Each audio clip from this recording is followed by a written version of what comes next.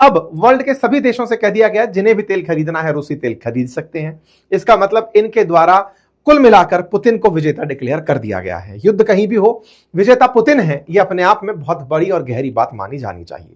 आप सबके सामने हमने एक जानकारी पहले भी दी थी कि भारत को तेल परचेज करने की परमिशन दी गई थी। अमेरिका ने यह कहा था हमने परमिशन दी, भारत सरकार ने इनकार किया कि यह कौन होता है कहने वाला। भारत की तरफ से प्रतिक्रिया आई कि नहीं साहब, हमें तो कोई कहने की जरूरत नहीं है, हम तो अपने हिसाब से खरीदते रहेंगे। हमने हालांकि इस पर एक प्रॉपर डिटेल सेशन किया, लेकिन मैंने हालांकि यह जानकारी हमारे एक अन्य यूट्यूब चैनल बातें बाजार की पर कल ही बता दी थी, जिसमें मैंने यह कहा था कि किस तरह से ना तो जहाजों को रोकने में कामयाब हो पा रहा है अमेरिका, ना ही जहाजों को सुरक्षा देने में कामयाब हो पा रहा है। और रही बात रूस से तेल परचेज करने की, तो हमने अपने सेशन में कल भी बताया था कि भारत रूस से तेल खरीदता रहा है, और वो जनवरी में भी खरीदता रहा, फरवरी में भी खरीदता रहा। जब जब रूसी प्रतिबंध रहे हमने तेल खरीदा। हालांकि अमेरिका को लगता है कि अब उसने आदेश देकर दुनिया के लिए काम आसान कर दिया है। बाकायदा एक ऑफिशियल लेटर जारी होता है। इनकी विफलताओं का दौर जारी है और इसके अंदर अब इंटरनेशनल कूटनीति में इनके बहुत से उदाहरण शामिल हो चुके हैं।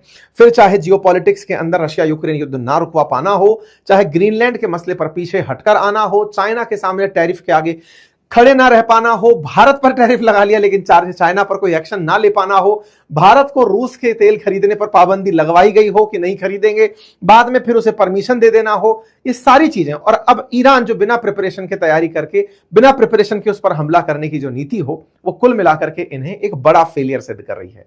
जहां तक बात हो रशिया यूक्रेन युद्ध की, उसमें बाइडेन की नीति थी कि वो जेलेंस्की के साथ थे लेकिन भारत को तेल खरीदने दे रहे थे। भारत को तेल खरीदने के पीछे का उनका तथ्य यही था कि भारत ने वर्ल्ड को कन्विंस किया था कि अगर हम तेल नहीं खरीदेंगे तो विश्व में तेल की कीमतें बढ़ जाएंगी। लेकिन अमेरिका उस समय बात मान गया था। ट्रंप के काल में इन्हें लगा कि मैं अब एक्सट्रीम प्रेशर अपनाऊंगा और तेल के ऑल्टरनेटिव के रूप में दुनिया के सामने वेनेजुएला को प्रस्तुत कर दूंगा। लेकिन उन्हें नहीं पता था कि इजराइल एकदम तीर लिए बैठा है ईरान पर चलाने के लिए, और फिर वो अमेरिका के हाथ से भी उन्हें चलवाएगा कि लो सर अब आपकी बारी है। कुल मिलाकर के इजराइल और अमेरिका ने मिलकर जो ईरान पर हमला किया, स्ट्रेट ऑफ हॉर्मुज को ईरान ने कंट्रोल किया। अमेरिका की रणनीति जो कि पुतिन के ऊपर ज्यादा प्रेशर डालने की थी, वो पूरी तरह फेल मार गई। ट्रंप ने पहले जेलेंस्की को खूब धमकाते हुए कहा कि मैं तुमको समझा रहा हूं, मान जाओ, पुतिन के साथ में तुम्हें जो नेगोशिएट करना है कर लो। पुतिन को बुला करके भी समझाया, लेकिन शायद पुतिन ये जानते थे कि दुनिया में जिस तरह का प्रेशर क्रिएट हो रहा है, एक दिन मेरी जरूरत पड़ेगी। हालांकि दिन इनके खराब बहुत आए, बीच में लगभग ऐसा लगने लग गया था कि इकोनॉमी इनकी कोलैप्स कर जाएगी, लेकिन ईरान का जंग जो है वो इनके लिए वरदान साबित हुआ। पुतिन का लंबे समय तक डटे रहना कि नहीं, मैं अमेरिका के भेजे किसी भी प्रतिनिधि मंडल के सामने नहीं झुकूंगा, लेकिन इन दोनों ने मिलकर के जो ईरान का स्टेप उठाया, खमनेई को खत्म करने का जो तरीका निकाला, उससे पूरी तरह वर्ल्ड के अंदर फिर से पावर इक्वेशंस बदल गई। आज ईरान के अंदर तो खूब ज्यादा बम धमाके हो रहे हैं, लेकिन बदले में ईरान ने भी इन पश्चिम एशिया के देशों को निशाना बनाना जारी रखा है। अमेरिका के बहुत से बेसिस को लगातार निशाना बना रहा है। निशाने के चलते उसने अपनी एक जिद पकड़ ली है कि तुम्हें युद्ध का विजेता घोषित होना है तो स्ट्रेट ऑफ हॉर्मुज से जहाज निकाल के दिखा दो। अमेरिका को उसी के कर्म क्षेत्र में ले जाकर मारने की जो प्लानिंग ईरान ने की, वो ये है कि तुम्हारे गोले जितने तुम चलाओ, तुम्हारे ऊपर नंबर है, तुमको जितना बताना है बता दो। लेकिन जब तक बात हो स्ट्रेट ऑफ हॉर्मुज पे कंट्रोल करने की कि यहां से तुम जहाज निकाल ले जाओगे और हम तुम्हें निकालने देंगे, बोले आ जाओ, तुम्हें हम दृश्य दिखाते हैं।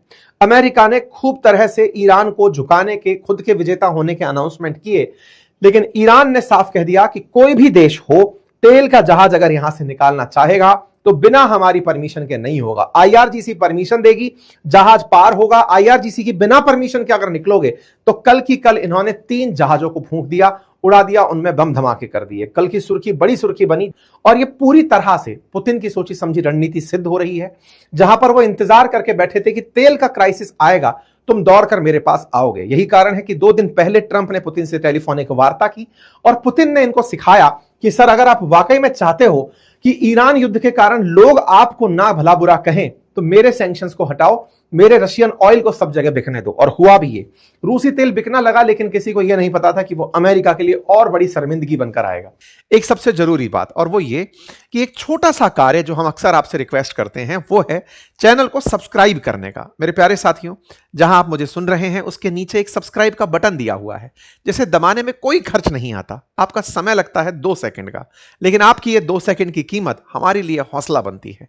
अगर आप इस छोटे से काम को करते हुए आगे बढ़े तो ये हमारे लिए बहुत ही सकारात्मक रहेगा, हमारे हौसले को बढ़ाएगा, हम आप तक और अच्छा काम लेकर पहुंचेंगे ये और सुनिश्चित करेगा। आइए आगे बढ़ते हैं।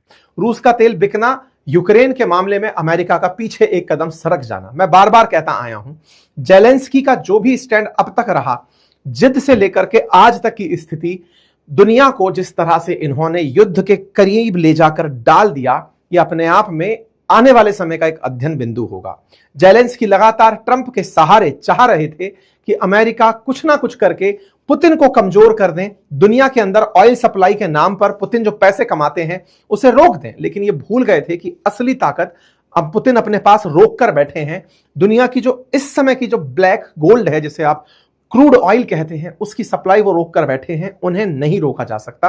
उनके साथ केवल बातचीत और समझौते की नीति ही अपनाई जा सकती है, जिसे भारत लगातार कहता आ रहा था, डिप्लोमेसी, डायलॉग और पीस, जो ये नहीं समझ पाए और इनको नुकसान उठाना पड़ा। ये जो बात हम बोल रहे हैं, इस बात को आज से 2 दिन पहले यूरोपियन काउंसिल के जो प्रेसिडेंट हैं डो कोस्टा, उन्होंने अपने बयान में यह बात साफ कही। प्रेसिडेंट कोस्टा ने कहा कि इस पूरे जंग का विजेता असल में पुतिन है, जिन्होंने इस पूरे खेल को अपने पक्ष में कर लिया है। हमने इस पर भी बातें बाजार की पर एक प्रॉपर सेशन किया था, लेकिन जेलेंस्की अभी भी अमेरिका के भरोसे बैठे हुए हैं। खैर छोड़िए, लेकिन जो सबसे बड़ा नुकसान हो रहा है अर्थशास्त्र की भाषा में अगर कहें तो भाई साहब वो गल्फ कंट्रीज का हो रहा है। यहां पर कुछ किया ही नहीं, इन्होंने कोई गोला नहीं चलाया, बम नहीं चलाया और इनकी अर्थव्यवस्था पूरी तरह धराशायी हो गई।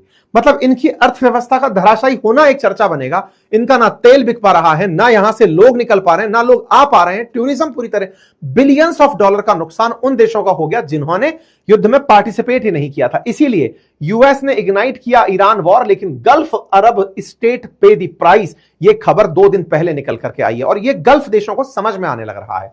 गल्फ देशों को यह समझ में आने लग रहा है कि अमेरिका एक रिलायबल, ट्रस्टवर्दी पार्टनर नहीं है। वो अगर रहता तो वो उन्हें इस प्रकार के संकट में नहीं डालता। खैर क्या करें, अमेरिका में ट्रंप है, फिर से वो कुछ ना कुछ बार्गेन करके इनको मना ले जाएंगे। लोगों का यह भी कहना है कि ट्रंप ने एप्स्टाइन फाइल से दुनिया का ध्यान हटाने के लिए दुनिया में युद्ध थोप दिया। लेकिन ये कितना सही है, कितना गलत है, ये तो खैर आने वाला समय बताएगा। आप लोग इसे कैसे देखते हैं जरूर कमेंट बॉक्स में बताइए। चैनल पर नए हैं तो सब्सक्राइब कर लीजिए। फिलहाल के लिए इतना ही। अपना ख्याल रखें। धन्यवाद।